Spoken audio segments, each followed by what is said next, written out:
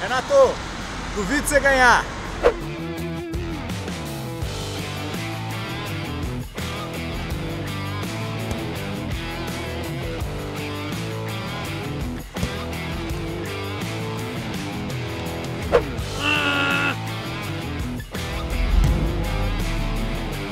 Bom, é melhor a gente explicar por que a gente fez essa palhaçada. Mais uma, né? International Break, Premier League não está rolando. O que de mais importante está acontecendo na Inglaterra é a NFL no estádio novo do Tottenham, certo, João? Certíssimo, por isso que o DAZN também está presente aqui, né, Renato? Bonita, hein? Bonita bola. Legal, bonita. Né? E a gente vai mostrar um pouco das imagens do estádio do Tottenham sendo transformado num estádio de futebol americano. É realmente impressionante como esse estádio é moderno.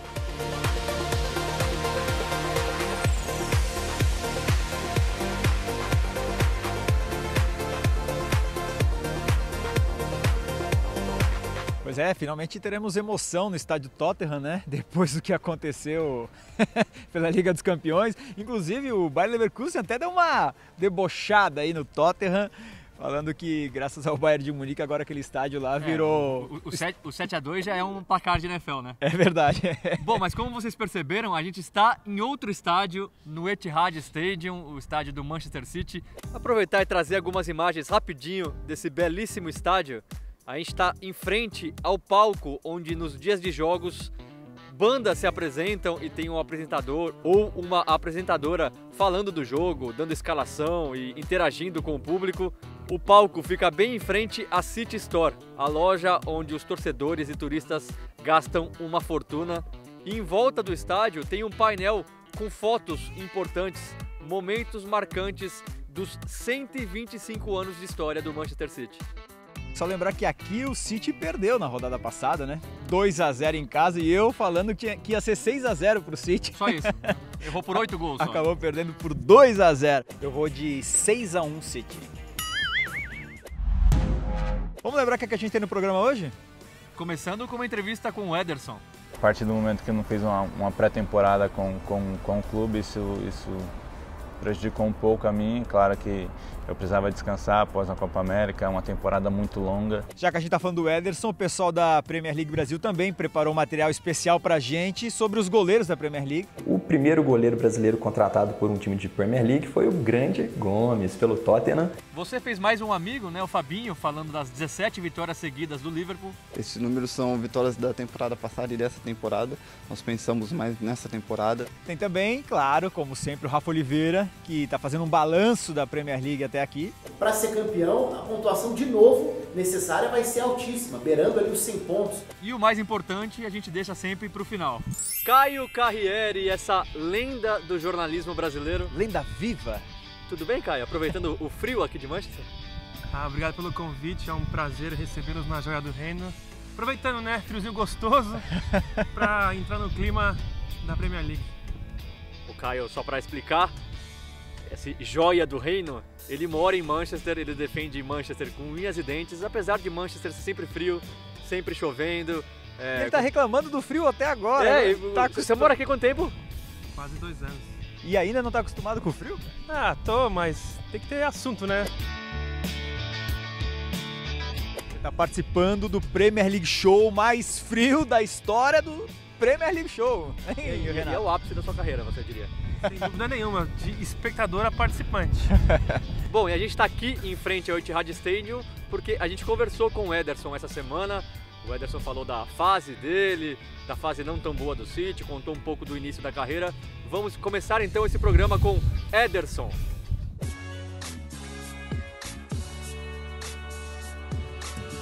Quem vê a cara de mal e as tatuagens pode pensar que se trata de um bad boy. Tem 70% do corpo tatuado. Claro que tem uns especiais, tem o nome dos meus pais, dos meus irmãos, dos meus filhos, da minha esposa. Eu não tenho gosto por tatuagem, eu tenho paixão por tatuagem. Respeito quem não gosta também, claro, tem muita gente que não gosta, que acha feio, mas eu quero que respeite também meu gosto, né? A verdade é que essa deve ser a única extravagância de Ederson. Ele é um cara tímido, muito mais discreto do que a maioria dos jogadores. Eu sou muito reservado, também não deixo expor muito minha vida. A história já é conhecida.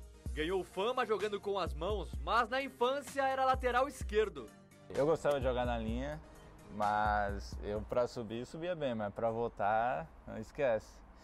Então, na frente não dava, que tinha muitos jogadores, então eu escolhi uma posição que não tinha ninguém, que era goleiro, que ninguém queria ir pro gol. Em pouco tempo estava nas categorias de base do São Paulo. Mas voltando ao início da história, e só para deixar claro, a ideia de ir pro gol foi sua ou foi do seu técnico na época? Porque eu já vi você falando que foi sua, eu já vi ele falando que foi dele. Qual que é? Na verdade, eu pedi pra minha mãe falar com ele pra mim ir pro gol. E depois ele acabou me colocando. A mãe sempre presente nos momentos mais importantes. Foi ela quem recebeu a ligação que provocou uma das maiores tristezas da vida de Ederson. Ele não fazia mais parte dos planos do São Paulo. Foi um momento difícil, né? Tinha 15 anos, não estava em casa. Muita gente pensa que eu guardo mágoa do São Paulo, mas eu jamais guardei mágoa do São Paulo. Eu guardei mágoa da forma que eu fui mandado embora, que foi já por um falecido diretor. Eu acho que aquele momento foi, além de difícil, eu acho que me tornou forte, porque eu fiquei um tempo ali parado em casa, não tinha vontade de jogar bola, mas depois eu voltei para minha escolinha, voltei a treinar no barro, e eu acho que aquilo me tornou mais forte e, de repente, surgiu a oportunidade do Benfica. Em Portugal, o goleiro de 1,88 m apareceu para o mundo. Foram 5 títulos pelo Benfica, entre eles 2 campeonatos nacionais. O menino tímido de Osasco virou uma estrela. Em Portugal era complicado, tinha que ir sempre de capuz, principalmente no shopping. Que nos shoppings lá, o que mais tinha era benfiquista, então para andar, se reconhecia vinha muitos, então tinha que andar sempre bem escondidinho. Não demorou para chamar a atenção de Pep Guardiola. Comprado por 35 milhões de libras pelo Manchester City, então o goleiro mais caro do mundo. E tão famosa quanto a história de como foi parar no gol, é a qualidade que ele tem com a bola nos pés. Inicia ataques, participa da construção das jogadas. Para muitos, Ederson já revolucionou a posição. Eu não acho que eu mudei, eu vejo que outros goleiros já jogavam assim. Um deles é o Rogério, sempre teve qualidade, mas nunca começou essa construção de jogo assim, mas é um goleiro que tinha uma qualidade incrível. O Neuer também, que eu acompanhei muito no começo, ele já tinha essa saída de jogo boa, jogava alto. Então eu só dei continuidade no que eles começaram, né? E por falar em Rogério Ceni... Ele sempre foi um goleiro que eu me espelhei. Antes mesmo de começar a jogar no São Paulo, eu já via muitos jogos dele, gostava do que ele fazia. Ele, além de pegar muito, jogava muito bem com os pés, batia falta, pênalti. Então isso era incrível e hoje continua sendo meu ídolo. Até hoje eu vejo vídeos dele no YouTube, defesas que ele fez, saída com os pés, chapéu. Tem algo que inspira no dia a dia. Tá faltando bater a falta e bater o pênalti, né? Não, isso não é coisa que eu tenho em mente. Muita gente pensa que ele é meu ídolo porque ele batia falta ou pênalti, mas não é por causa disso que ele é meu ídolo. O Brasil tem dado sorte nessa posição. A atual seleção é uma prova. Ederson, melhor goleiro da última Premier League em eleição feita pelos jogadores. Já Alisson ganhou o prêmio de melhor da Europa. Sim, pela campanha que ele fez na UEFA, eu acho que foi muito merecido. E eu também como ele também fez um grande campeonato, também fiz. Então acho que nós estamos de parabéns e que tem que ganhar essa seleção com isso é o Brasil com 2 goleiros. Essa temporada começou diferente para Ederson. O nível de atuação, principalmente nas primeiras partidas, não foi o mesmo. Eu acho que podia estar melhor. É claro que a partir do momento que eu não fiz uma pré-temporada com o clube, isso prejudicou um pouco a mim. Claro que eu precisava descansar após a Copa América, uma temporada muito longa.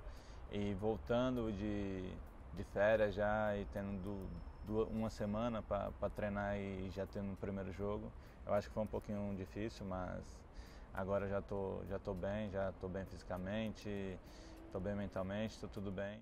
O City sofreu 9 gols em 8 jogos de Premier League, média de mais de 1 por partida, algo incomum para o super time de Guardiola. O principal problema? Lesões de zagueiros importantes como Laporte e John Stones. Mas tem também a adaptação a uma nova maneira de jogar, com a linha de defesa mais alta.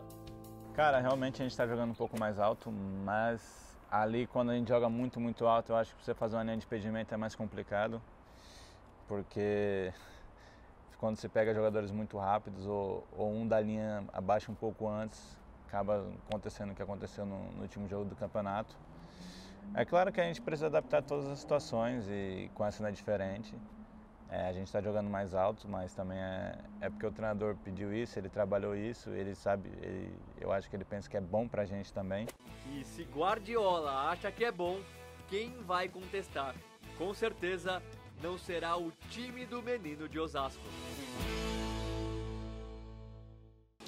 Tá aí o Ederson, 82 jogos de Premier League pelo Manchester City, 39 clean sheets, ou seja, quase metade dos jogos sem levar gols. São 58 gols sofridos, menos de um gol por partida, 2 pênaltis defendidos, média de 1,6 defesas difíceis por jogo. Não é um número muito alto, mas o City, convenhamos, não é tão atacado pelos adversários.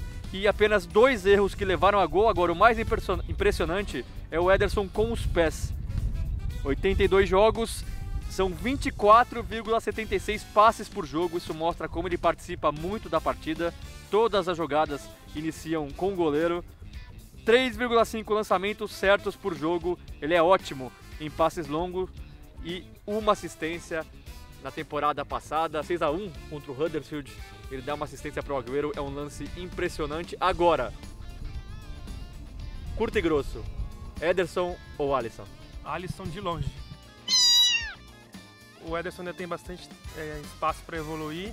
Ele se destaca, é um ótimo goleiro debaixo das traves, mas o principal motivo que ele veio para o City é a qualidade que ele tem com os pés, que é absurda, mas eu acho que o Alisson é mais completo e é mais decisivo quando o time precisa dele para defender, é o meu ponto de vista. E também o Alisson, pela temporada que ele veio, ele Liverpool campeão europeu, se consolidou como titular da seleção brasileira. O Ederson, não acho que é tão distante assim a diferença de um para o outro. Tá, mas não enrola, você acho vai que com o Alisson. Vou com o Alisson também, mas estamos muito bem servidos de goleiro, tanto o Alisson quanto o Ederson, mas ainda vou com o Alisson. Eu vou com o Alisson também, apesar de achar o Ederson mais bonito, eu acho que o Alisson é melhor debaixo das traves. E para falar mais de goleiros brasileiros na Premier League, a gente convida outro companheiro nosso, Júlio Puiati, da Premier League Brasil.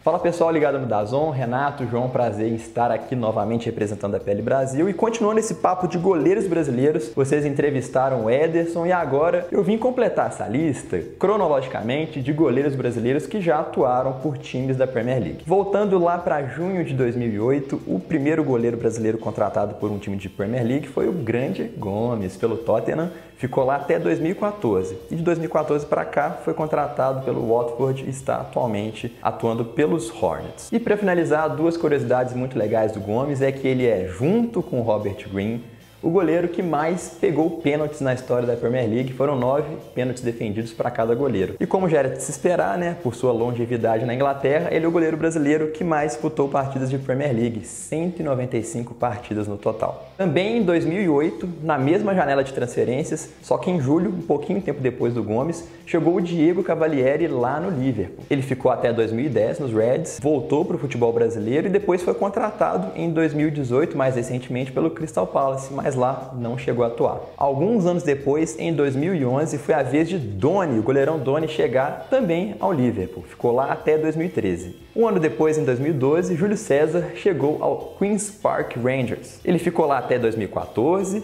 foi titular incontestável na sua primeira temporada pelos Rangers, mas depois foi rebaixado junto com a equipe para a Championship. Já que a gente não está considerando aqui o Ederson, que o pessoal já deu uma passada na carreira dele, em 2018 chegou o Alisson, o grande goleirão do Liverpool, naquela época o goleiro mais caro da história, contratado a 66 milhões de libras aproximadamente, mas depois foi ultrapassado pelo Kepa, né? E para finalizar a nossa lista, um goleiro que eu acho que nem todo mundo ficou sabendo, né? O Lucas Perry, jovem goleiro de 21 anos do São Paulo, se transferiu na segunda metade da temporada passada para o Crystal Palace e também não chegou a realizar nenhuma partida de Premier League por lá. E essa listinha poderia ter tido um nome a mais, um nome muito conhecido do público brasileiro, só que a transferência não rolou. O Renato e o João vão contar essa história para vocês agora.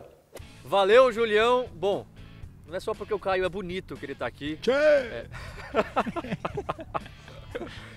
Esse mês, na revista 442, revista importantíssima, muito conceituada aqui na Europa, tem uma matéria brilhante do brilhante Caio Carriere falando justamente sobre esse goleiro. A gente está com a revista aqui. Caio, conta um pouco dessa história.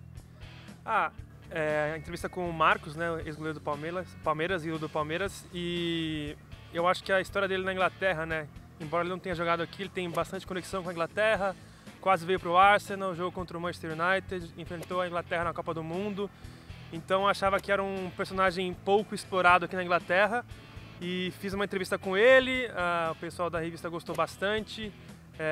O Marcos quase veio para o Arsenal, né? Era para ele ter sido, na teoria, o goleiro dos Invencíveis 2003, 2004, mas ele declinou a proposta do Arsenal, mesmo vindo para cá fazer o teste, passar no teste e tal. E depois disso, o Lehmann substituiu o Seaman, que era o goleiro da Inglaterra na época, e virou a lenda que é do clube agora, porque se eternizou naquele timaço imbatível do Wenger. E por que ele negou o Arsenal? Qual foi a justificativa que ele alegou? Ele diz, é uma história conhecida, né, mas era pouco explorada na Inglaterra, ele diz que ele queria ficar no Palmeiras, que queria provar que realmente gostava do clube, porque o time tinha sido rebaixado e era o momento de ele provar para a torcida que ele realmente gostava do clube, que ele amava o clube, e também que ele era um cara muito simples, né, do interior, que talvez não ia se adaptar na vida em Londres. Ele até brinca na entrevista que ele toma muito café, então ele ia gastar todo o salário dele em cafezinho, pagando em libra, pagando R$20 cada café.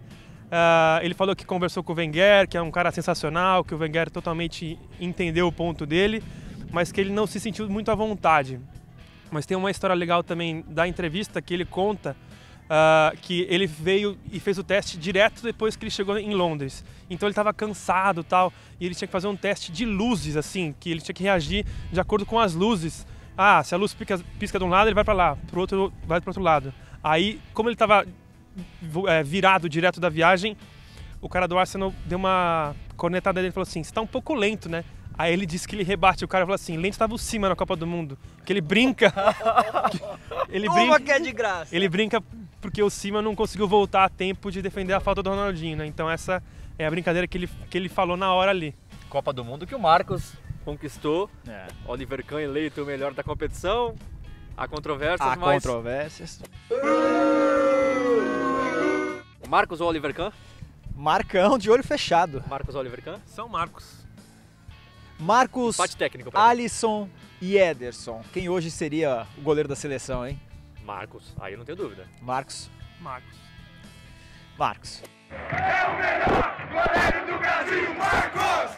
Bom, e como a gente disse, a Premier League está numa pausa, o International Break rolando, seleções, amistosos, competições na Europa, mas o Rafa Oliveira traz um balanço da Premier League até aqui, dessas 8 rodadas. Enquanto isso, eu vou me posicionar em outro lugar, eu vou trazer uma curiosidade do Etihad Stadium. A Premier League até agora tem, mais uma vez, uma disputa que já virou o símbolo do campeonato inglês nesses últimos anos. Liverpool e Manchester City, Guardiola contra Klopp, essa disputa tem sido interessante demais e na temporada até aqui tem sido exatamente isso. Agora, com a novidade de um aproveitamento perfeito, né? O espetacular início de temporada do Liverpool com 100% de aproveitamento. Não é algo normal, não tem como ser algo normal, não dá para enxergar dessa forma, ainda mais dentro de um campeonato como a Premier League. Então, se aproximando de recorde do Manchester City e mostrando para o City que dessa vez, para ser campeão, a pontuação de novo necessária vai ser altíssima, beirando ali os 100 pontos, como nas últimas 2 temporadas. Na temporada passada o Liverpool viu o título escapar por muito pouco. Não é normal a gente ver 3 temporadas seguidas de uma briga polarizada e com uma pontuação, um aproveitamento tão alto num campeonato que costuma ter mais tropeços. O Liverpool é o maior exemplo disso. O que mais afastou o Liverpool de disputas por título nessa última década, por que não, é justamente a quantidade de tropeços em jogos teoricamente bobos, às vezes em casa, contra times da parte de baixo da tabela. Só que o Liverpool com o Klopp tem deixado isso para trás. Aliás, o Liverpool com o Klopp tem deixado para trás tropeços contra qualquer tipo de adversário de qualquer parte da tabela. E isso faz esse início ser perfeito. Mesmo quando não joga tão bem, pontua, vence. Isso era algo muito frequente na época do Manchester United com o Ferguson. A questão de não jogar bem e vencer ser muito importante para o time conseguir criar gordura, conseguir disparar, despontar como candidato e muitas vezes como favorito. Então, o City que corra atrás. Já perdeu pontos importantes, já teve derrotas consideráveis contra Norwich, contra o Wolverhampton, mas a briga por título está concentrada entre eles. Até porque o Tottenham, que em tese era a terceira força do campeonato, vive um momento muito delicado de ambiente, de escolhas, de queda coletiva e individual de nível, enquanto os outros adversários dessa parte da tabela também oscilam. Manchester United, ainda distante do ideal, numa temporada, num momento complicado. Arsenal, também com dificuldades para encaixar, um time que fez contratações interessantes. E o outro é o Chelsea, que não teve um início de temporada com expectativa tão alta, mas a garotada tem apresentado um bom nível. E isso tem gerado algum otimismo, porque pelo menos é uma nova era com um ídolo no comando, o que por si só já dá uma alavancada na questão da aceitação com a torcida. Mas olho no Leicester. O Leicester até aqui fora do top 6 é o time que mais se mostra capaz e, por que não, de furar esse bloco, de eventualmente até terminar dentro desse grupo a temporada na Premier League. Agora eu tô aqui do lado do Memorial Garden. É um jardim para os fãs do Manchester City, para os torcedores do Manchester City. Eles entram em contato com o clube, obviamente devem pagar uma taxa e eles acabam tendo as cinzas aqui, muitas homenagens, flores, placas com o nome dessas pessoas. Inclusive tem uma placa de um ex-jogador, a gente vai mostrar agora. O Mark Vivian Foe, camaronês, acabou morrendo, infelizmente, durante uma partida, teve um mal súbito na semifinal da Copa das Confederações de 2003, Camarões jogando contra a Colômbia. O Mark Vivian Foe estava emprestado para o Manchester City, por isso ele tem essa placa até hoje nesse jardim, uma homenagem bonita do clube para um jogador que passou menos de uma temporada aqui, mas que é reconhecido, que é lembrado até hoje. E já que a gente está falando de seleções, o Mark Vivian Foe, como eu disse, estava defendendo Camarões quando ele veio a falecer. E como a gente também já falou, estamos numa pausa internacional, a gente traz mais informações dos times da Premier League que acabaram cedendo jogadores para seleções. É com você aí, João. Beleza, Renato? Bom, a gente está com uma tela agora para mostrar os times que mais cederam jogadores nesse International Break agora. E você vê o Tottenham, que não vive uma grande fase, mas foi o time que mais cedeu jogadores. 20 jogadores foram convocados para várias seleções, inclusive para seleções das categorias de base. Foi o clube que mais cedeu jogadores, o Tottenham, seguido pelo Liverpool, com 17 jogadores, o Chelsea é o terceiro, com 16, aí Manchester City e Leicester, com 15 jogadores cada, Arsenal cedeu 10 atletas e o Manchester United acabou cedendo 9 jogadores. Caio Carriere, impressionante, o Tottenham não vive uma boa fase, sofreu uma sapatada em casa pela Liga dos Campeões, vem tropeçando na Premier League, não vive um bom momento, o Pochettino já é bastante questionado, mas ainda assim é o time que mais cedeu jogadores entre os maiores da Premier League. Né?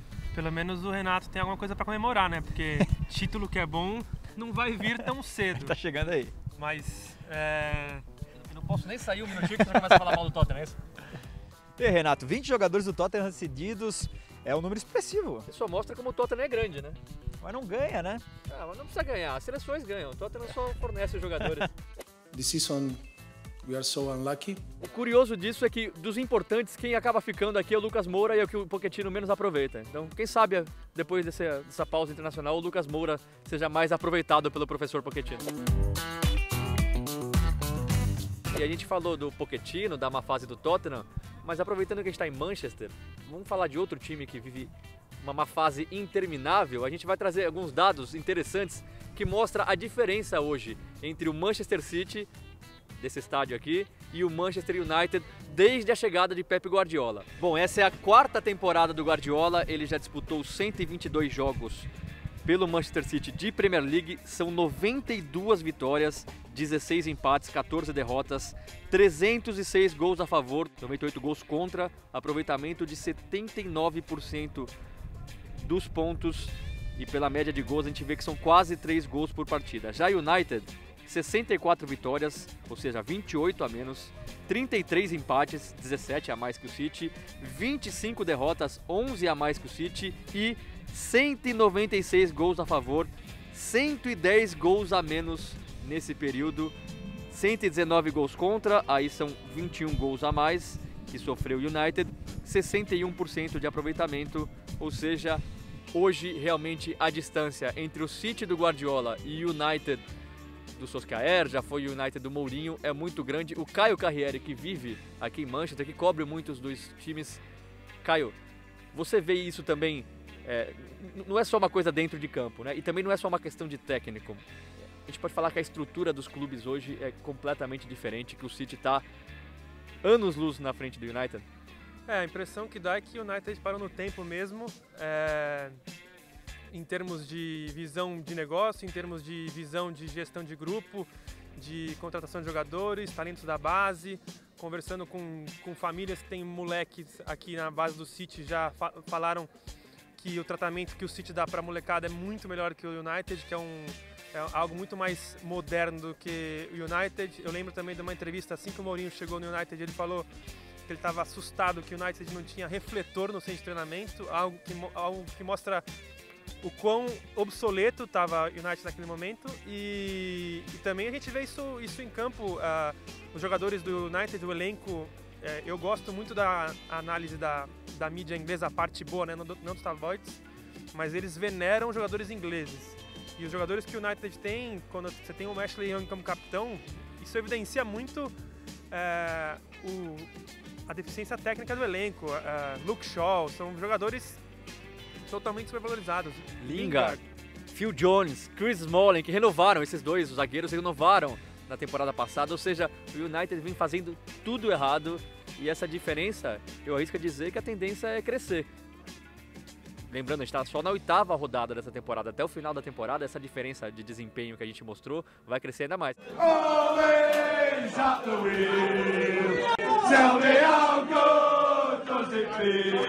Eu lembro que o Ferguson falava na época dele que ele chamava o City de vizinhos barulhentos. Agora esse vizinho aí está dominando a vizinhança, o bairro, e não tem perspectiva de o United virar o jogo. O United é um clube tão obsoleto que não tem um diretor de futebol. Já identificaram que precisam isso, mas ninguém age. O CEO, o Woodward, é um cara que era do mercado financeiro e ele não tem visão nenhuma de futebol. Então, por mais que você tenha a grana, você tem que saber investir, e o United não tem feito isso de uma maneira inteligente nos últimos anos. O United que enfrenta o Liverpool na próxima rodada de Premier League, o maior jogo da Inglaterra, apesar da má fase do United, e acho que vai ser para sempre o maior jogo da Inglaterra, e muito se diz aqui que em caso de derrota o Solskjaer pode ter o seu reino destruído. A gente vai até mostrar. Como é que você falou do reino? A joia do reino? A joia do reino, mas não é essa joia que a gente... Vamos até mostrar umas capas de jornais dessa semana aqui na Inglaterra. Tá aí a capa: jogadores infelizes, resultados pobres e 2 pontos acima da zona do rebaixamento. Os chefes do United vão permanecer com o Ole e insistir. A outra capa é perdendo. Solskjaer lutando pelo seu trabalho no United. E aí no detalhe, os chefes não aguentam muito mais e uma derrota para o Liverpool pode significar o fim dos 7 meses de reinado. Jogadores confusos com as táticas e chateados porque o técnico disse para eles colocarem a cabeça no lugar. E na última rodada, antes da parada no break, o Liverpool venceu, um gol no último minuto, gol de pênalti para cima do Leicester, e depois do jogo eu bati um papo com o Fabinho e ele comentou, porque esses já são, nessa temporada, 8 vitórias seguidas, 100% de aproveitamento, mas somando os jogos da temporada passada já são 17 vitórias seguidas do Liverpool. E se vencer o Manchester, na próxima rodada chega a 18 e iguala o recorde do Manchester City, que são de 18 vitórias seguidas na Premier League. Vamos ver só o que o Fabinho falou no microfone do DAZN. Nós não pensamos muito nesse número, porque esses números são vitórias da temporada passada e dessa temporada. Nós pensamos mais nessa temporada, nessa sequência de vitória que nós temos agora, que são 8, creio. Então, o único que nós temos que fazer é seguir trabalhando. Se nós conseguirmos bater esse recorde, depois melhor, mas a gente quer seguir forte na Premier League, é um campeonato muito difícil. Boa, Fabinho com a seleção brasileira. Agora curioso, próxima rodada, Manchester United e Liverpool no Old Trafford, e se o Liverpool vencer, o Solskjaer já está na corda bamba, pode ser que caia, e aí seria o segundo técnico do Manchester United que o Liverpool derruba na sequência. Exatamente. O Mourinho foi demitido em dezembro do ano passado depois de ser derrotado em Anfield, um atropelo do Liverpool para cima do United, e ali foi quando ele perdeu o cargo. Né?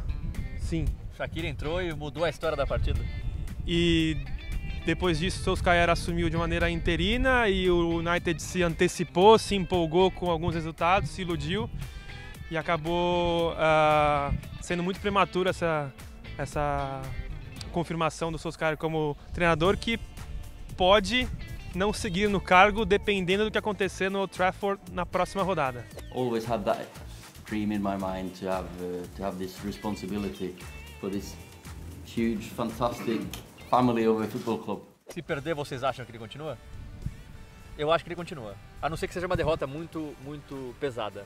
Se for uma goleada, talvez. Até por orgulho, talvez, né? Não vamos demitir um técnico depois da derrota de um clássico. Porque é um clássico aqui de Liverpool e Manchester, tem muita rivalidade. Eu acho que segura. Você acha que segura ou você acha que ele cai? Eu acho que, como o Renato falou, depende muito da circunstância do jogo, do que o Liverpool e o United apresentarem, mas eu torço para que haja um atropelo. É mesmo? Você torce para secada, hein?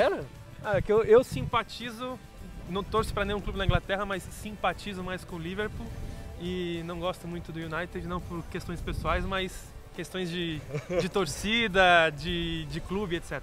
E questões pessoais também, a gente não vai entrar em maiores detalhes, mas lembrando que o Jürgen Klopp completou 4 anos de Liverpool nessa semana. A gente pode dizer que são 4 grandes anos de Jürgen Klopp. Com certeza, depois do que ele fez na temporada passada, o que ele vem fazendo dentro do clube, de motivar os jogadores, motivar a cidade, motivar a comunidade. É só um bastidor assim. Eu morava em Liverpool quando ele foi contratado há 4 anos e eu lembro perfeitamente como o clima na cidade mudou, o clima de otimismo. Isso vem muito da personalidade dele, da mensagem que ele passa, de ele querer transformar as pessoas em pessoas otimistas em relação ao clube e à cidade, e foi essa a primeira mensagem que ele passou no primeiro dia dele, e ele foi só fortalecendo com o que aconteceu dentro de campo. Não, e sem contar o carisma.